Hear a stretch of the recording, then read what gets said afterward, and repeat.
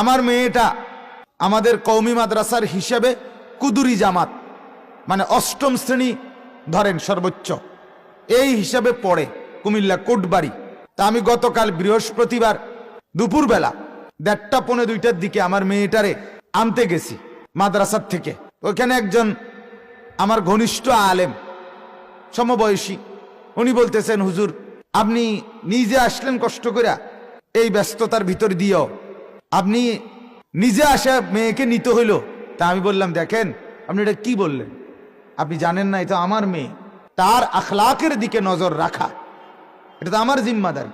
আমি তো আজ পর্যন্ত কোনোদিন ড্রাইভারকে আনতে বলি নাই, আমি আনছি হয়তো, অথবা আমার ছেলে গেছে, কোনোদিনও শুধু ড্রাইভার নিয়ে আসে নাই আজকে পর্যন্ত, না কোনোদিন, হতেই পারে না।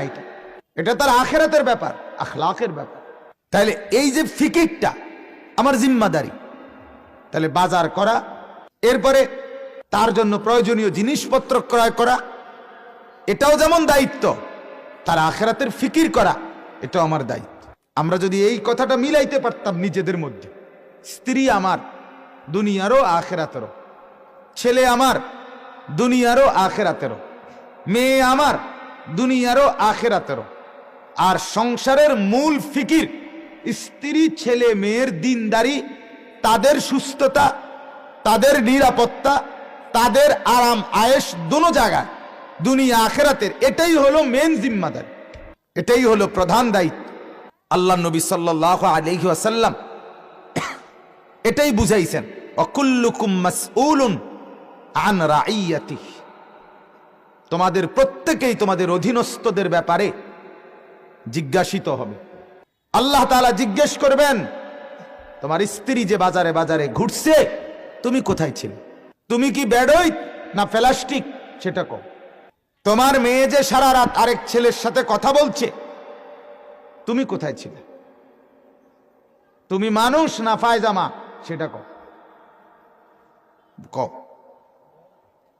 জবাব দিতে হবে আল্লাহ তাআলার কাছে। নজরদারি জরুরি। আমি বলছিলাম, একদিন আমি মাদ্রাসার থেকে বাসায় আসছি, তখন 16-17 বছর আমার বয়স হবে। তা আমার বাসার বারান্দায়, আমাদের কুমিল্লা ঠাকুরপাড়া বাসা, বাসার বারান্দায় আমি মোড়ার মধ্যে বসছি, ওই বাসার দিকে তাকাই, এমনি বইছি, তাকাই নাই, আমি বইছি মাত্র। আমার আম্মা, আমার পুরা মনে আছে, আমার মা আমার সাথে সাথে রান্নাঘর থেকে ডাক দিয়া বলছে, আনিস মোড়া ঘুরাইয়া মার দিকে ফিরাব, মানে আম্মার দিকে তাকাইয়া বসতাম, মোড়া ঘুরাইয়াব। তো ঘুরাইয়া আমি মারে বললাম, মা কি হইছে, সমস্যা কি তো হইছে? ওই বাসার কাজের মেয়ে এদিকে তাকাইয়া রইছে জানালা দিয়া।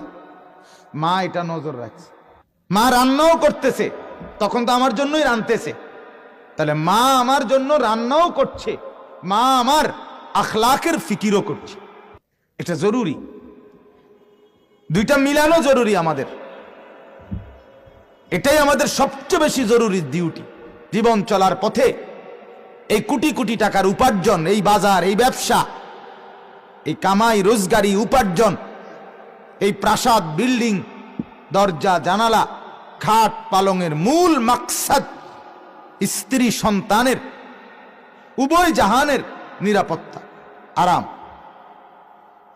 বিল্ডিং এর কারণে হয়তো দুনিয়ার ঘরে ঠান্ডা লাগবে না, কিন্তু কবরে গেলে বলেন, আপনি ঘরে না টাইলস লাগাইলেন, ঘরে না হিটার লাগাইলেন, ঘরে না এসি লাগাইলেন, কিন্তু এই যে কনকনে ঠান্ডা, এখন আপনাদের যাদের সন্তান কবরে আছে, আপনারা বলেন এখন কি ইন্তজাম করছেন? প্রচন্ড গরমের মধ্যে যাদের স্ত্রী কবরে, ছেলে মেয়ে কবরে, বলে না তারা কি ব্যবস্থা করছে, কি ইন্তজাম করছে? এই ঘর যত মজবুতি বানান না কেন, এই ঘর তো মানুষকে টিকাইয়া রাখে না, ঘর ছেড়েই মানুষ একদিন চলে যায়, ঘর ছেড়েই চলে যায়। অসংখ্য আমার নিজে বলছে, আমার পরিচিত একজন মানুষ কিছুদিন আগে ঢাকাতে বনানীতে বাংলাদেশের একজন অন্যতম কুটিপতি, শিল্পপতি, সবচেয়ে অত্যাধুনিক বাড়ি উনার হচ্ছে ডুপ্লেক্স। বাড়িটা করতেই 4.5 কোটি না যেন 5 কোটি টাকা খরচ করছে। সেই ভদ্রলোক মারা গেছে।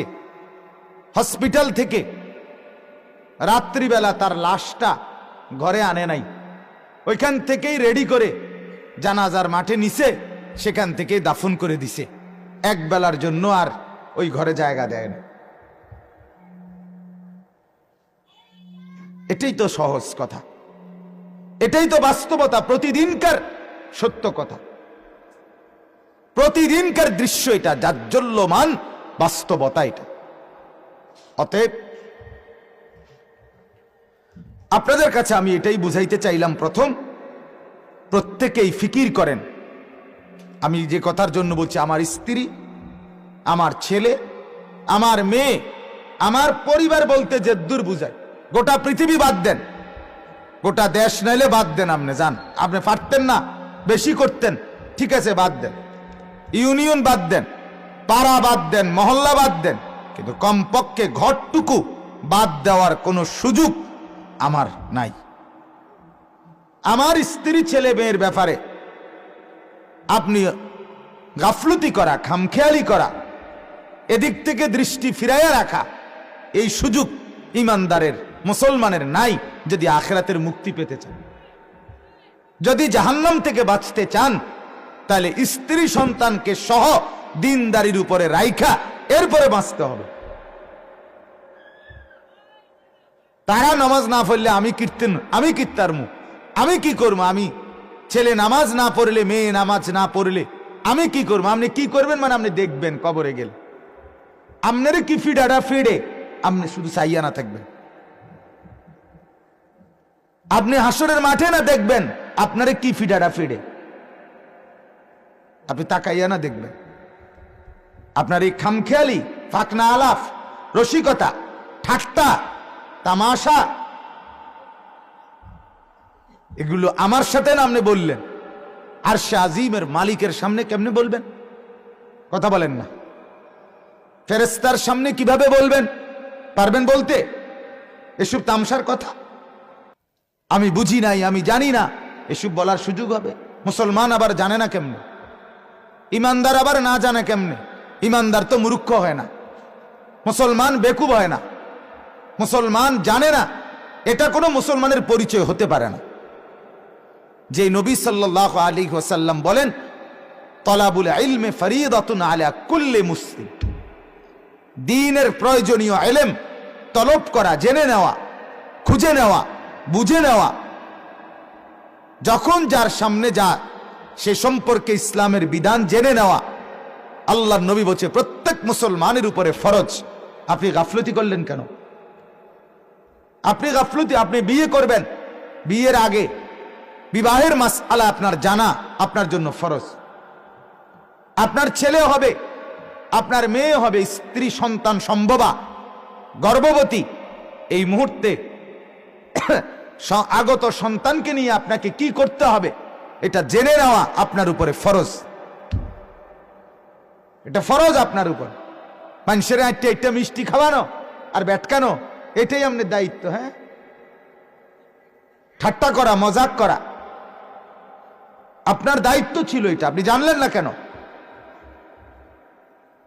অতএব দয়া করে, মেহেরবানি করে আমরা প্রত্যেকেই এই জিম্মাদারিটুকু অনুভব করি যে আমাদের দায়িত্ব, আমাদের জিম্মাদারি। আমরা অভিভাবক, পুরুষ এখানে যারা বসছেন আমরা অভিভাবক, আমাদের দায়িত্ব আমার স্ত্রী, আমার ছেলে, আমার মেয়ের দিন, ঈমান, আখিরাত, পরকাল এর ফিকির করা, ফিকির করা। আল্লাহ তাআলা আমাদেরকে বুঝার তৌফিক দান করেন।